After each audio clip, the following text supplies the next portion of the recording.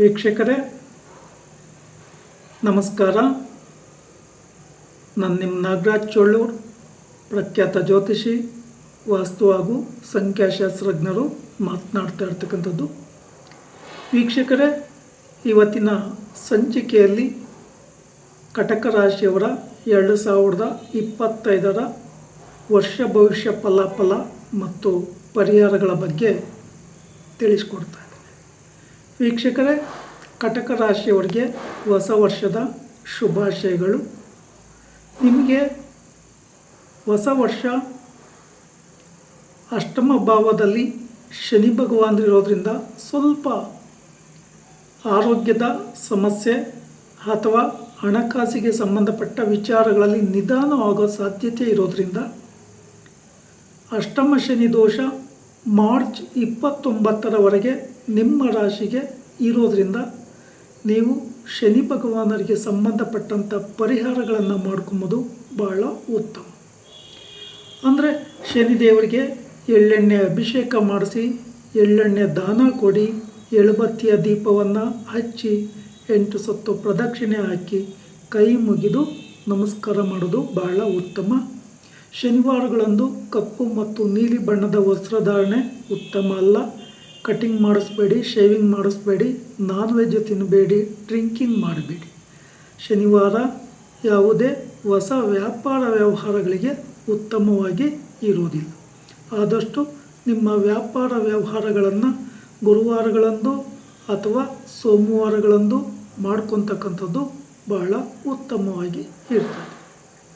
ಇನ್ನು ವಿಶೇಷವಾಗಿ ಈ ಕಟಕ ರಾಶಿಯವರಿಗೆ ಈಗ ನಿಮಗೆ ಗುರುಬಲ ಇದೆ.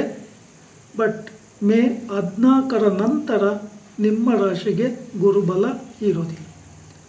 ಆಗ ಹಣಕಾಸಿಗೆ ಸಂಬಂಧಪಟ್ಟಂಥ ವಿಚಾರಗಳಲ್ಲಿ ತುಂಬ ಸಮಸ್ಯೆಗಳು ಕಂಡುಬರುವ ಸಾಧ್ಯತೆ ಇರೋದರಿಂದ ಈಗ ಇರ್ತಕ್ಕಂಥ ಅವಕಾಶವನ್ನು ಸರಿಯಾದ ರೀತಿಯಲ್ಲಿ ಸದ್ಬಳಕೆ ಮಾಡ್ಕೊಂಬೋದು ಬಹಳ ಉತ್ತಮ. ಏನಾದರೂ ಹೊಸ ವ್ಯಾಪಾರ ವ್ಯವಹಾರಗಳನ್ನು ಮಾಡಬೇಕಿದ್ರೆ ಅಥವಾ ವಿವಾಹಾದಿ ಶುಭ ಕಾರ್ಯಗಳನ್ನು ಮಾಡಬೇಕು ಅಂತ ಇದ್ದರೆ ಅಥವಾ ವಿದೇಶ ಪ್ರಯಾಣದ ಯೋಗಗಳಿದ್ದರೆ ಅಥವಾ ಹೊಸ ವ್ಯವಹಾರವನ್ನು ಪ್ರಾರಂಭ ಮಾಡಬೇಕು ಅಂತ ಇದ್ದರೆ ಈ ಅವಕಾಶವನ್ನು ಒಳ್ಳೆಯ ದಿನದಲ್ಲಿ ನೋಡಿಕೊಂಡು ಸದುಪಯೋಗ ಪಡಿಸ್ಕೊಳ್ಳಿ. ನಿಮ್ಮ ರಾಶಿಗೆ ಉತ್ತರ ಈಶಾನ್ಯ ದಿಕ್ಕು, ಪೂರ್ವ ಈಶಾನ್ಯ ದಿಕ್ಕು, ಪೂರ್ವ ದಿಕ್ಕುಗಳು ತುಂಬ ಶುಭಪ್ರದವಾಗಿ ಇರ್ತದೆ. ಏಪ್ರಿಲ್ 15ರ ನಂತರ ನಿಮಗೆ ಗುರುಬಲ ಇರೋದಿಲ್ಲ.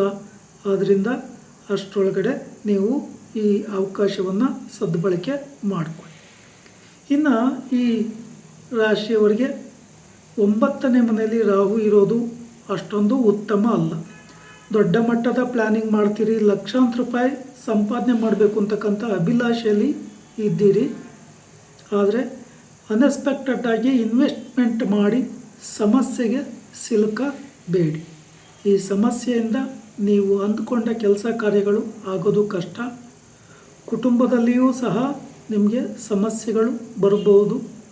ಏನಾದರೂ ಹೊಸ ಕಾರ್ಯ ಮಾಡುವಾಗ ಹಣಕಾಸಿನ ಅಡಚಣೆ ಆಗ್ತಕ್ಕಂಥದ್ದು ಅಥವಾ ಇನ್ನಿತರೆ ಸಮಸ್ಯೆಗಳು ಕಂಡುಬರುವ ಸಾಧ್ಯತೆ ಇರೋದರಿಂದ ಸಾಧ್ಯ ಆದರೆ ಶ್ರೀ ಕ್ಷೇತ್ರ ಕುಕ್ಕೆ ಸುಬ್ರಹ್ಮಣ್ಯದಲ್ಲಿ ಸರ್ಪ ಸಂಸ್ಕಾರ ಶಾಂತಿ ಹೋಮ, ಆಶ್ಲೇಷ ಬಲೆ, ನಾಗಪ್ರತಿಷ್ಠೆಯನ್ನು ಮಾಡಿಸೋದು ಬಹಳ ಉತ್ತಮ. ಅಥವಾ ನಿಮ್ಮ ಹತ್ತಿರದ ನಾಗನ ಸಾನ್ನಿಧ್ಯಗಳಲ್ಲಿ ಅಥವಾ ಸುಬ್ರಹ್ಮಣ್ಯ ದೇವಸ್ಥಾನಗಳಲ್ಲಿ ಮಂಗಳವಾರ ಅಥವಾ ಷಷ್ಠಿ ಪಂಚಮಿಗಳಂದು ಅಥವಾ ಆಶ್ಲೇಷ ನಕ್ಷತ್ರ ಇರೋ ದಿನ ಅಥವಾ ಅಮಾವಾಸ್ಯೆ ಪೌರ್ಣಮಿಗಳಂದು ಪೂಜೆ ಕೊಡ್ತಕ್ಕಂಥದ್ದು ಬಹಳ ಉತ್ತಮ. ವೀಕ್ಷಕರೇ, ನಿಮ್ಮ ರಾಶಿಗೆ 29/5/2025ರ ನಂತರ ಮೇ ಎಂಡಿಂಗ್ ನಂತರ ರಾಹು ಕೇತುಗಳು ಬದಲಾವಣೆ ಆಗ್ತಾ ಇದ್ದಾರೆ. ರಾಹು ಅಷ್ಟಮಕ್ಕೆ ಬರ್ತಾ ಇದ್ದಾನೆ, ಕೇತು ಸಿಂಹ ರಾಶಿಯನ್ನು ಪ್ರವೇಶ ಮಾಡ್ತಾ ಇದ್ದಾರೆ. ಆಗ ಸ್ವಲ್ಪ ಮಟ್ಟಿಗೆ ಆರೋಗ್ಯದಲ್ಲಿ ಏರುಪೇರು ಕಂಡುಬರುವ ಸಾಧ್ಯತೆಗಳಿರೋದ್ರಿಂದ ಆರೋಗ್ಯದ ಬಗ್ಗೆ ಪೂರ್ಣವಾದಂಥ ಜಾಗರೂಕತೆಯನ್ನು ವಹಿಸ್ಕೊಳ್ಳಿ. 29ಕ್ಕೆ ಮಾರ್ಚ್ ತಿಂಗಳ 25ರಂದು ಶನಿ ಭಗವಾನರು ಮೀನ ರಾಶಿಯನ್ನು ಪ್ರವೇಶ ಮಾಡೋದ್ರಿಂದ 9ನೇ ಮನೆಗೆ ಶನಿ ಭಗವಾನರು ಬರೋದರಿಂದ 8ನೇ ಮನೆಯಲ್ಲಿ ರಾಹು ಸ್ಥಿತನಾಗೋದ್ರಿಂದ ಗುರು 12ನೇ ಮನೆಯಲ್ಲಿ ನಿಮಗೆ ಇರೋ ಸಂಭವ ಸಾಧ್ಯತೆ ಇರೋದರಿಂದ ನಿಮ್ಮ ಪೂರ್ಣವಾದಂಥ ಕೆಲಸ ಕಾರ್ಯಗಳಲ್ಲಿ ಅಡ್ಡಿ ಆತಂಕ ಸಮಸ್ಯೆಗಳು ಹೆಚ್ಚಾಗಿ ಕಂಡುಬರುವ ಸಾಧ್ಯತೆಗಳು ಇರುತ್ತೆ. ಆದ್ದರಿಂದ ಅವಕಾಶ ಈಗ ನಿಮಗೆ ಚೆನ್ನಾಗಿದೆ. ಗುರುಬಲ ಇರೋದ್ರಿಂದ ಏಪ್ರಿಲ್ 14ರವರೆಗೆ ಸರಿಯಾದ ರೀತಿಯಲ್ಲಿ ಸದ್ಬಳಕೆ ಮಾಡಿಕೊಳ್ಳಿ. ಮಾರ್ಚ್ ಎಂಡಿಂಗ್ನಿಂದ ಶನಿ ಭಗವಾನರು 9ನೇ ಮನೆಗೆ ಪ್ರವೇಶ ಮಾಡ್ತಾರೆ. ಕಟಕ ರಾಶಿಯವರಿಗೆ ವಿಶೇಷವಾಗಿ ಎಲ್ಲಾದರೂ ನೀವು ಊಟ ತಿಂಡಿ ಮಾಡ್ತಕ್ಕಂಥ ಸಂದರ್ಭದಲ್ಲಿ ಅಥವಾ ಜ್ಯೂಸು, ಕೋಲ್ಡ್ ಡ್ರಿಂಕ್ಸು, ಇನ್ನಿತರೆ ಪಾನೀಯಗಳ ಸೇವನೆ ಮಾಡ್ತಕ್ಕಂಥ ಒಂದು ಸಂದರ್ಭದಲ್ಲಿ ಆರೋಗ್ಯದ ಬಗ್ಗೆ ತುಂಬ ಹೆಚ್ಚಿನ ಕಾಳಜಿಯನ್ನು ವಹಿಸ್ತಕ್ಕಂಥದ್ದು ಉತ್ತಮ. ಸಾಧ್ಯ ಆದರೆ ದೇವಿ ದೇವಸ್ಥಾನಗಳಲ್ಲಿ, ಶನಿ ಭಗವಾನರ ದೇವಸ್ಥಾನಗಳಲ್ಲಿ ಸರ್ಪದೋಷಕ್ಕೆ ಕುಕ್ಕೆ ಸುಬ್ರಹ್ಮಣ್ಯ ಕ್ಷೇತ್ರದಲ್ಲಿ ಪೂಜೆ ಕೊಟ್ಟು ಪ್ರಾರ್ಥನೆ ಮಾಡ್ಕೊತಕ್ಕಂಥದ್ದು ಬಹಳ ಉತ್ತಮ. ವೀಕ್ಷಕರೇ, ಈ ವಿಡಿಯೋ ಇಷ್ಟ ಆಯಿತು ಅಂದರೆ ಲೈಕ್ ಮಾಡಿ, ಶೇರ್ ಮಾಡಿ, ಸಬ್ಸ್ಕ್ರೈಬ್ ಆಗಿ, ಆ ಲೈಕನ್ನು ಒತ್ತಿ, ಬೆಲ್ ಐಕನ್ ಒತ್ತಿ. ನಮಸ್ಕಾರ.